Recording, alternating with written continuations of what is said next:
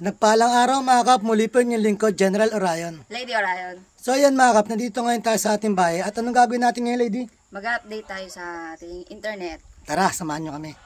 Bali yan mga kap, mag-update nga pala tayo sa experience natin sa ating internet na Starlink. Check muna natin kung saan natin nilagay yung ating dish. Tara, samahan nyo kami. Bali, check natin dun sa ating rooftop.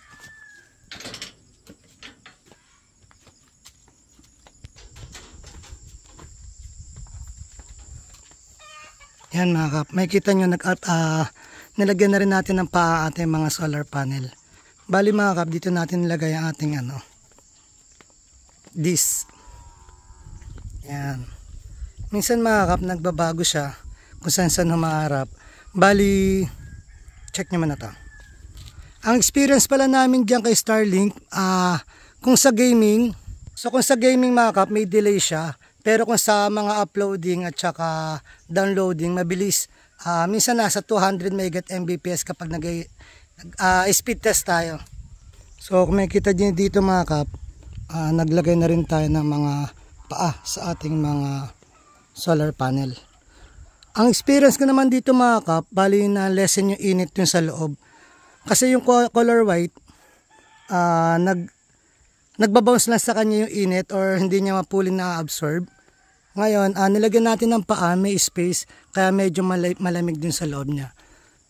Yan.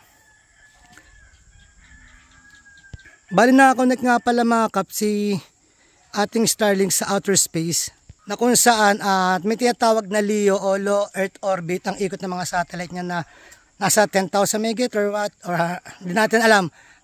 Bali, ang layo niya sa atin dito mga 400 kilometers above sea level.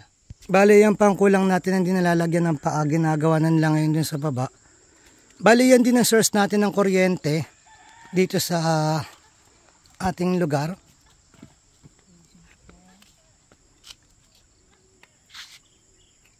So ngayon magandang harvest ng ating solar. Pasyalan natin doon para makita natin.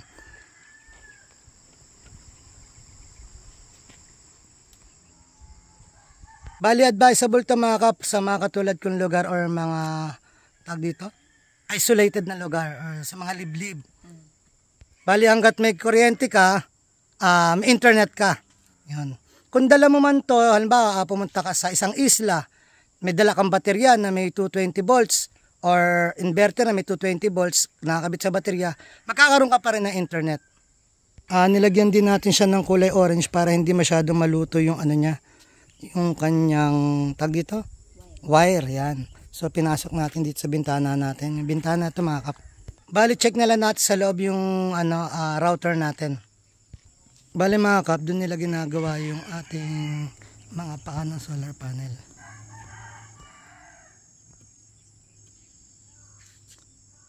Makikita natin yung pagkakaiba naman yung init niya sa loob. Tapos maglilinis na rin kami and then lalagyan din namin ng waterproofing. Yung may kita nyo hindi lang yan basta pintura mga kabali, waterproofing yan na color white yan.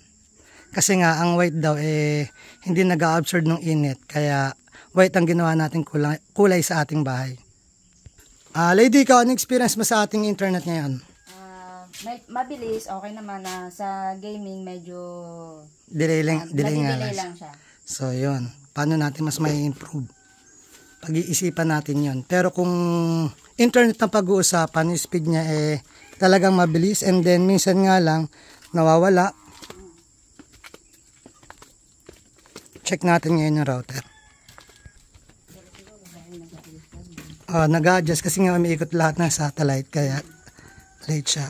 Pasok po kayo sa aming tahanan. Ayun.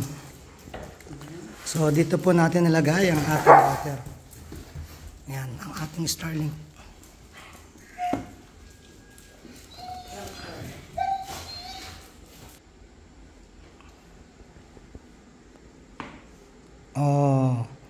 Itong ating tahanan. So makakapunta naman natin yung yung source ng kuryente niya dito mga kap.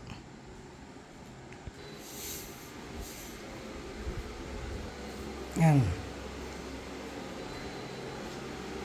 So ito yung nagko-convert ng kuryente natin mga kap, yung inverter o hybrid solar inverter. And then ito yung ating mga baterya na inassemble. Kaya naka-off-grid tayo. So ito yung mga 24 volts natin. Yun. Ayan yung mga backup nating inverter, backup na inverter at saka yun. Sa 12 volts naman yan. O sakaling maubusan ka sa 24 volts, pwede tayong kumuha sa 12 volts. So may nakikigulo dito, ayan. Sinasus. So dito yung mga kap yung yung 12 volts natin, ito. 100%.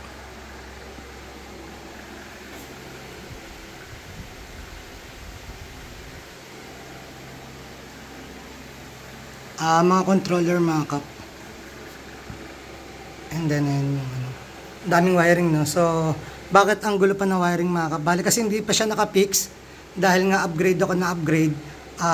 Lipat na lipat o palit ng palit.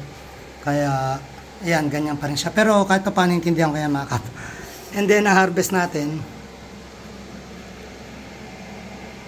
meron tayong 191, 187.